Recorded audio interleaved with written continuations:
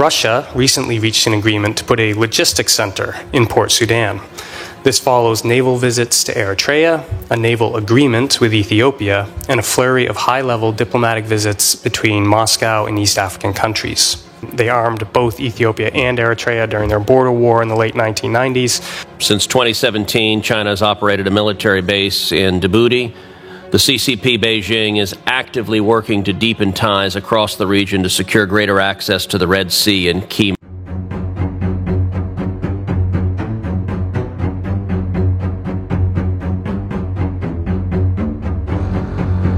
አሜሪካ በኢትዮጵያ ዙሪያ ባሉት የቀጠናው አካባቢዎች ከባድ ስጋቶች ተፈጥረውብኛል ስትል አስታውቃለች። ሰፊ ውይይትም ተካሂዶበታል። በመግቢያችን ላይ ተከታተላችሁትም ከዚሁ ጋር የተያያዘውን ነው ይዘናል።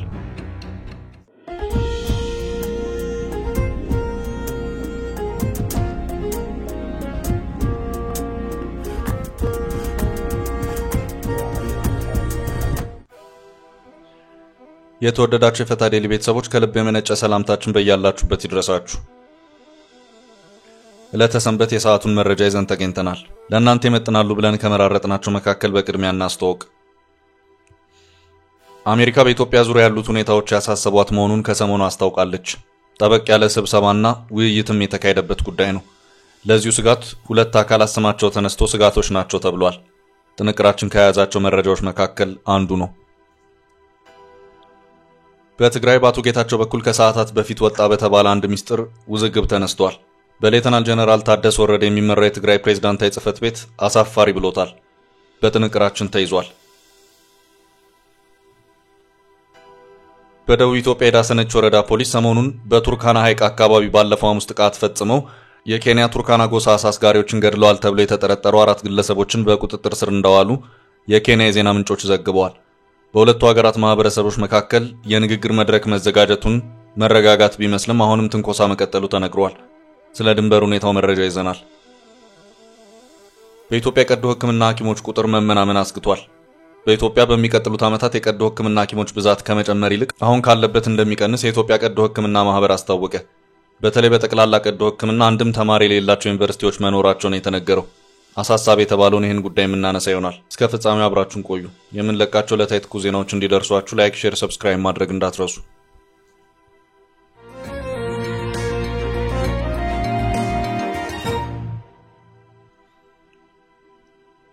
በኢትዮጵያ ዙሪያ የአሜሪካ ስጋቶች ተለዩ። አሜሪካ በኢትዮጵያ ዙሪያ ያሉት ሁኔታዎች ያሳሰቧት መሆኑን ከሰሞኑ አስታውቃለች። በእጅጉ አሳሳቢ ናቸው የተባሉትም ሁለት አካላት ናቸው። ጉዳዩም አሜሪካን ከሚገዳደሩ ኃይሎች ጋር የተያያዘ መሆኑንም የሰሞኑ የአሜሪካ የሕግ መወሰኛ ምክር ቤት የውጭ ጉዳዮች ቋሚ ኮሚቴ ማብራሪያና ውይይት ያመለክታል። ከዚሁ ጋር በተያያዘም ከሰሞኑ ኢትዮጵያ የምትገኝበትን የምስራቅ አፍሪካ በተለይም የአፍሪካው ቀንድ ላይ ትኩረት ያደረገ ውይይትን የአሜሪካ ሴኔት አካሂዷል። ኢስት አፍሪካ ኤንድ ዘ ሆርን አት ኤ ተርኒንግ ፖይንት ኦር ብሬኪንግ ፖይንት በሚል ርዕስ የተካሄደ ውይይት ሲሆን በዚሁ ዙሪያም ኢትዮጵያን ጨምሮ በኢትዮጵያ ዙሪያ ያሉት ሀገራት ጉዳይ አንድ በአንድ እየተነሳ ሁለት አሳሳቢ ናቸው በተባሉ ጉዳዮች ዙሪያ ውይይት ተካሂዷል።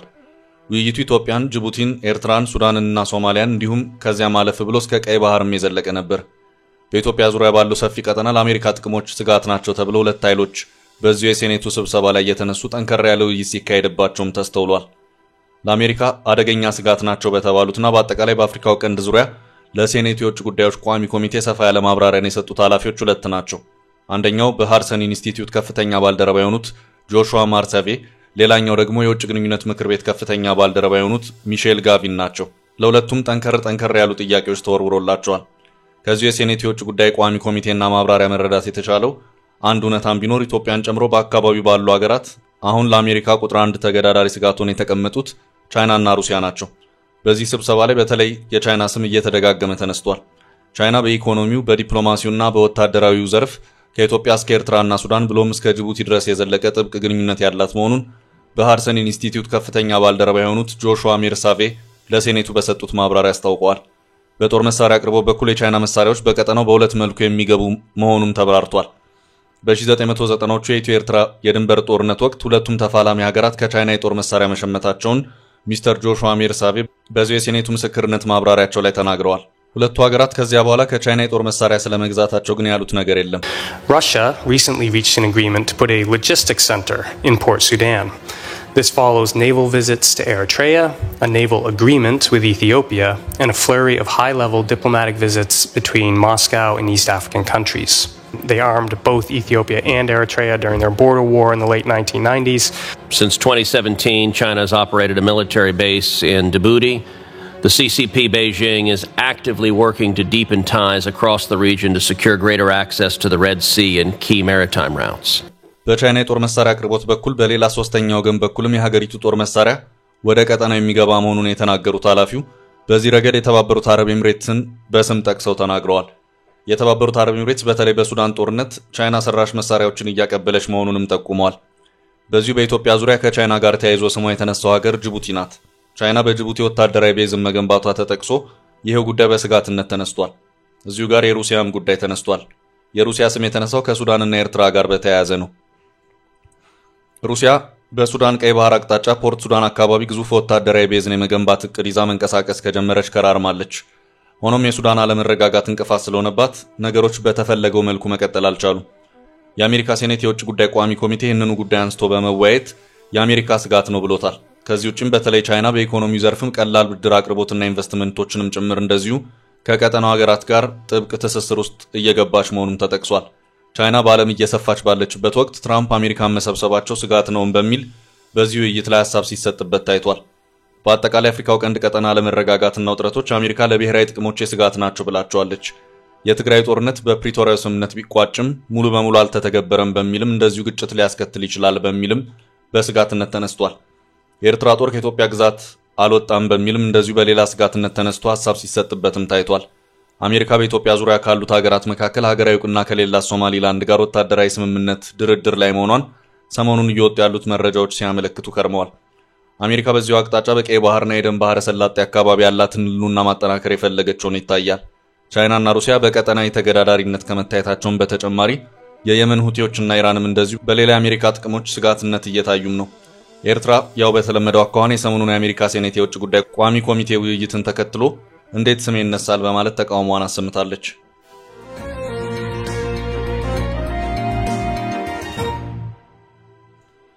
ወደ ቀጣዩ መረጃ ስናልፍ አደገኛ ሚስጥር ወጥቷል። ጄኔራሉ ጌታቸውና ጄኔራሉ ሌላ አዲስ ውዝግብ። ጄኔራሉና አቶ ጌታቸው ረዳ አዲስ ውዝግብ ውስጥ ገብተዋል። አንድ ወጣ የተባለ ሚስጥር ከበድ ያለ ውዝግብ አስነስቷል። ምልልሱ በማህበራዊ ሚዲያና በመግለጫ ሆኗል። አቶ ጌታቸው የቀድሞ ጓዶቻቸውን እስከ መጨረሻው ታገላቸዋለሁ እንዳሉት ሁሉ እያደረጉት ነው። አቶ ጌታቸው ረዳ ከሰዓታት በፊት በትግራይ እየተካሄደ ነው ያሉትን በህገ ወጥ የሰዎች ዝውውር ወይም ዘመናዊ ባሪያ ፍንገላን በተመለከተ አንድ ጽሑፍ አጋርተው ነበር። በዚህ እሳቸው ስልጣን ላይ በነበሩበት ወቅትም ጥናት ተጠንቶ ጉዳዩን ፕሬዝዳንት ታደሰ ወረደ ፍትህ ቢሮ፣ ፖሊስ ኮሚሽንና አንዳንድ ከፍተኛ የሰራዊት አመራሮች የሚያውቁት እንደነበር ጠቅሰው ትችታቸውን አስፍረዋል። በዚህም ስልጣኑን ከራሳቸው ከአቶ ጌታቸው የተረከቡትን ሌተናንት ጀነራል ታደሰ ወረደን በስም ጠቅሰው ማብራሪያቸውን የሰጡት አቶ ጌታቸው ከፕሬዝዳንቱ ጽህፈት ቤት በኩል ደግሞ ከበድ ያለ ትችት ተሰምቶባቸዋል።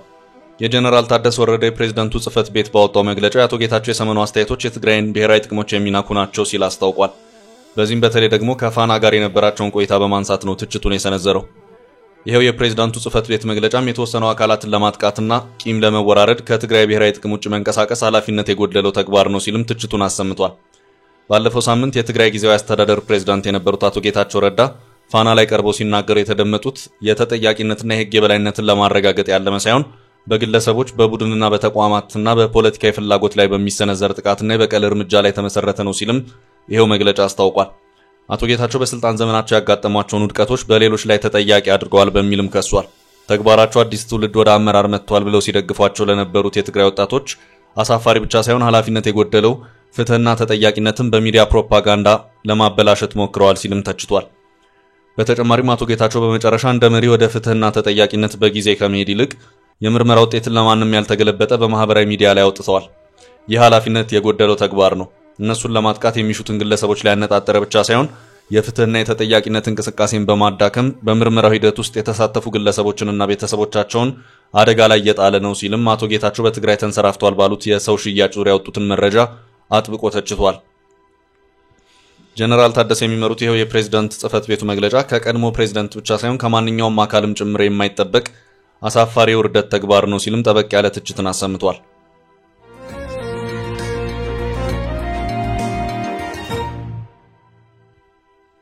በቀጣይ መረጃ በኬንያ ድንበር መረጋጋት ቢሰፍንም ትንኮሳዎች ቀጥለዋል። ግድያ የፈጸሙ 4 ግለሰቦችን መያዟን ኬንያ አስታወቀች። በደቡብ ኢትዮጵያ የዳሰነች ወረዳ ፖሊስ ሰሞኑን በቱርካና ሐይቅ አካባቢ ባለፈው ሐሙስ ጥቃት ፈጽመው የኬንያ ቱርካና ጎሳ አስጋሪዎችን ገድለዋል ተብሎ የተጠረጠሩ 4 ግለሰቦችን በቁጥጥር ስር እንዳዋሉ የኬንያ ዜና ምንጮች ዘግበዋል። ከዳሰነች ወረዳ እንደተነሱ የተገመቱት ታጣቂዎች ቱርካና ሐይቅ ላይ አሳ በማስገር ላይ በነበሩ ሰዎች ላይ በሌሊት ፈጸሙት በተባለው ጥቃት 4 የኬንያ ቱርካና አሳ አጥማጆች እንደተገደሉ የዜና ምንጮቹ ጠቅሰዋል። ባለፈው የካቲትም የዳሰነችና የቱርካና ጎሳ ታጣቂዎች አንዳቸው በሌላኛቸው ላይ በፈጸሟቸው ጥቃቶች ከዳሰነች 3 እና ከቱርካና ከ20 በላይ ህይወት መጥፋቱ አይዘነጋም። በመጋቢት ወር መጀመሪያ በኢትዮጵያና ኬንያ ድንበር አካባቢ በኢትዮጵያ ደቡብ ኦሞ ዞን ዳሰነች ወረዳና በኬንያ ቱርካና ግዛት በአርብቶ አደሮች መካከል ተነስቶ በነበረ ግጭት በሁለቱም በኩል የሰው ህይወት መጥፋቱን ተከትሎ በአካባቢው በተለይም ሁለቱም ህዝቦች በጋራ በሚጠቀሙት የንግድና ግንኙነት ማዕከል በሆነው የቱርካና ሐይቅ ላይ ተገድቦ የነበረው የእንቅስቃሴ ገደብ ቀርቶ መደበኛ እንቅስቃሴ መጀመሩን የዳሰነች ወረዳ ነዋሪዎች አሁን ላይ ተናግረዋል። በወቅቱ በነበረ ግጭት ከኢትዮጵያ በኩል የተወሰዱ ጀልባዎችና የአሳ መረቦች ሳይመለሱ አካባቢው ወደ ቀደመ ሰላሙ እንዲመለስ ከመፈለጋችን የተነሳ ነገሮችን ትተን የነበረ ቢሆንም የኬንያ አርብቶ አደሮች የተወሰዱ ንብረቶችን ካለመመለስም አልፈው ተደጋጋሚ ትንኮሳዎችንና የከብት ዘረፋ ሙከራዎችን እያደረጉ ነው ብለዋል። በአሁኑ ወቅት በቱርካና ሐይቅ የሁለቱ ሀገራት አዋሳኝ አካባቢ ሰላም ወርዶ አርብቶ አደሩ ወደ መደበኛ እንቅስቃሴ እየተመለሰ ያለ ቢሆንም በሁለቱም በኩል ያሉ አርብቶ አደሮችን እርስ በርስ የማገናኘት ስራ ገና ይቀራልን ብለዋል። የዳሰነች ወረዳ ምክትል አስተዳዳሪ አቶ ኡመር ናኩዌ በበኩላቸው እንደተናገሩት በኬንያ አርብቶ አደሮች ተደጋጋሚ ትንኮሳዎችና የከብት ስርቆቶች እንደሚፈጸሙ ጠቁመው የህዝብ ለህዝብ ውይይት እንዲደረግ ተደጋጋሚ ቀጠሮ ቢያዝም እስካሁን አለመሳካቱን አስታውቀዋል። ከኬንያ የቱርካና አመራሮች ጋር በአጭር ጊዜ ውስጥ የውይይት መድረክ ለማዘጋጀት እየተነጋገሩ መሆናቸውን ግን ተናግረዋል። በኬንያ የቱርካና ግዛት ዴፒቲ ኮሚሽነር የሆኑት ጆርጅ ኦቼን ስለ ጉዳዩ ተጠይቀው በኢትዮጵያ በኩል የደቡብ ኢትዮጵያ ክልል ከፍተኛ አመራሮች የተገኙበትን ውይይት በዳሰነች ወረዳ አድርገን ግጭቱ እንዲቆም ካደረግን በኋላ ከሁለቱም ወገን የህዝብ ኮንፈረንስ በማድረግ በአጭር ጊዜ ውስጥ አርብቶ አደሮች እርስ በርስ እንደበፊቱ እንዲገናኙ ለማድረግ እቅድ ተይዞ የነበረ ቢሆንም በተለያዩ ምክንያቶች ተግባራዊ ያልተደረገም ሲሉ ገልጸዋል። ይህ ምናልባትም በሁለቱም በኩል ለሚባሉ ትንኮሳዎች ምክንያት ሊሆን ይችላል የሚሉት ኮሚሽነሩ በቅርቡ ከሁለቱም በኩል በዛ ያለ ቁጥር ያላቸው አርብቶ አደሮች የሚሳተፉበት መድረክ እንዲዘጋጅ ከኢትዮጵያ በኩል አመራሮች እየተነጋገርን ነው ማለታቸውን የቲክቫ ዘገባ አመልክቷል።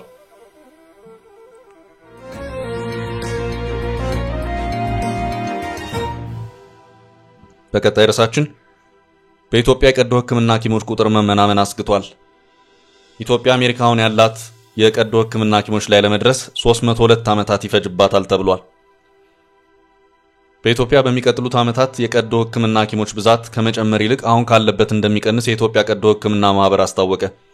የኢትዮጵያ ቀዶ ሕክምና ማህበር ይህን ያስታወቀው 30ኛ ዓመት በዓል ዓመታዊ ጠቅላላ ጉባኤና ሳይንሳዊ ኮንፈረንስ መክፈቻ ሐሙስ ግንቦት 7 እና 8 ቀን 2017 ዓ.ም በአዲስ አበባ ኃይሌ ግራንድ ሆቴል ባካሄደበት ወቅት ነው። የኢትዮጵያ ቀዶ ሕክምና ማህበር የወደፊት ሁኔታ በሚል ርዕስ ጥናታዊ ጽሑፍ ያቀረቡት የማህበሩ አባል ዶክተር አብርሃም አራያ ኢትዮጵያ ቀዶ ሕክምና ሐኪሞች ቁጥር በብዛት የያዘችበት ጊዜ አሁን ቢሆንም አብዛኞቹ የሚሰሩት በከተሞች ውስጥ መሆኑን ገልጸዋል። ሆኖም አሁን የጠቅላላ ቀዶ ሕክምና ትምህርት ዘርፍ ከምርጫነት እየወጣ ነው። ከግማሽ በላይ የሚሆኑ ዘርፎች ከምርጫ ውጪ ናቸው። ዝቅተኛ ውጤት ያላቸው ተማሪዎች እንዲገቡበት እየተደረገ ጭምር ነው ብለዋል።